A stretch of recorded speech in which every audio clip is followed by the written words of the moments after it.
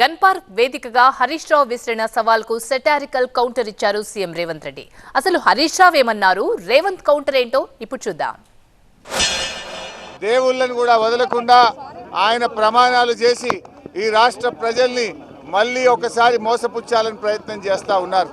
దేవుడి మీద ప్రమాణం చేసి ఒట్లు పెట్టుకొని బాండ్ పేపర్ల మీద రాసిచ్చిన హామీలు నిజమే అయితే రాజీనామా చేయడానికి ఎందుకు వెనకడుగు వేస్తున్నారు? మీరు రాజీనామాకు ముందుకు రావడం లేదంటే ఈ రాష్ట్ర ప్రజల్ని మరొక్కసారి మీరు మోసం చేస్తున్నట్టే లెక్క. రైతు రుణమాఫీ కాదు, ఇంకేంటి ఒక కండిషన్లు చెప్పి ఇవన్నీ చేసి ఇంత పెద్ద లేఖ రాసుకొచ్చింది. రాజీనామా లేఖ అట్లా ఉండదు. నాకు ఎవరో చూపించారు, మొత్తం సీసపత్యం రాసిండి అందులో, వాళ్ళ మామ చెప్పిందంతా. రాజీనామా లేఖ ప్రిస్క్రైబ్డ్ ఫార్మెట్లో స్పీకర్ గారు ఒక ఫార్మెట్ ఇస్తాడు. దాంట్లో ఒక్క పదము పొల్లు పోయినా ఆ కాగితమే చెల్లదు. మళ్ళీ ఈయన సీసపద్యం అంతా రాసుకోవచ్చండి. సీసపద్యం రాజీనామా పత్రం చెల్తుందా? పెద్ద తెలివి అనుకుంటుండే ఆయన.